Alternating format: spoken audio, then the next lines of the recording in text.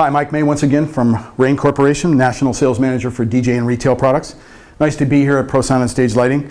Well, we're showing off the 62 today. Many of you people already know out there that we introduced the 62 at the NAMM show. Great response to the mixer. I'd like to tell you what's new and different about a 62. Many DJs already own the TTM 57 SL, bless you. We really appreciate your support. This mixer is about taking the control surface from the 57 and improving it, and also improving just the overall sound and performance of the mixer. So the first thing that DJs will notice, and I'm going to do this quickly, is that there are two USB inputs on this mixer. This is a 20-channel sound card. What has always been interesting for DJs is how do they transfer? When one guy is playing and the next guy is ready to play, how do they make that transfer? Well, what's happened is that Serato, in their great design of software, has basically incorporated both USB switches on the top of the mixer, USB A and USB B. If I'm playing on USB A and plugged into USB A, my associate wants to jump in. All I have to do to let him play is to turn the control to B. He now sees that he has a channel available. He can drop into that channel and start playing. When I want to let him play on both channels, I simply switch the control to B, and now he's taken over. And the software reflects this, so a DJ gets to see this in real time. Very, very simple transfer, which is an important thing. It also means that DJs can share the mixer, so one DJ can be playing one source and have his own MIDI mapping and control for his source. The other DJ is independent and can play his source.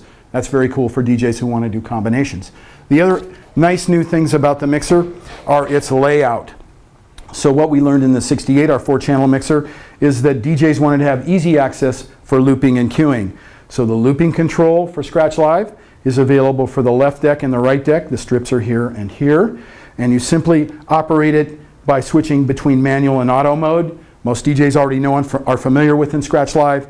If you do the proper analyzing of your files and you're in auto mode, I can select the length of the loop here. Then I can just initiate the loop by tapping the button, and it drops in to the corresponding length of loop I want to use.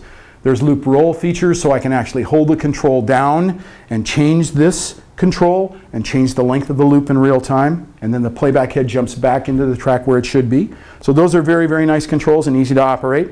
The mixer lets you jump to cue points, so the cues for the left deck and the right deck are available here, 1 through 5. Very easy to operate, very easy to delete the cues by holding the delete button and tapping if you want to remove a cue in real time. But the other intriguing feature, or another intriguing feature, is the sample bank. Scratch Live supports in the SP6 sample player actually 24 samples, and I can get at them all in the mixer. So if I tap A, the A sample bank is on, and I can play back those 6 samples, 1, 2, 3, 4, 5, 6, simply by tapping the appropriate button. And it will let me play as many samples really as I like in the mix. So I could make it very complicated, but we won't do that today. 24 samples are available. There are 3 accesses for effects engines here. We have our own effects engine built inside. These effects sounds were written by us and are changeable. They're very, very easy to operate. Simply turning the button on means the effects engine is turned on, and I assign it to the appropriate point in the mixer where I want to hear that effect. I can listen to that effect before I send it by using the cue bus, so I'm listening to the effect before it sends in the mix. The effects sound really great, easily changeable in their time by tapping the control stick here, or making fine adjustments here on the rotary control, or tapping tempo. Tone controls the same as in the 61, accelerated slope, magnetic crossfaders in all positions. This mixer has 3 outputs, master on XLR, there's a booth output, balance connection on TRS, and a session in and output. This is true of both mixers, the 61 and 62. Another nice thing, I think, 1/8 inch and 1/4 inch headphone jacks, contour controls for all the faders, reversing the faders if you like, so we have the hamster position available. Controls are MIDI mappable, and we also send all our mixers now with ASIO and Core Audio drivers. So if there's another program that you'd like to run, if you're an Ableton fan, you're a PC DJ fan, some other products that you might like to run with the mixer, you can do that. So we're supplying that as well.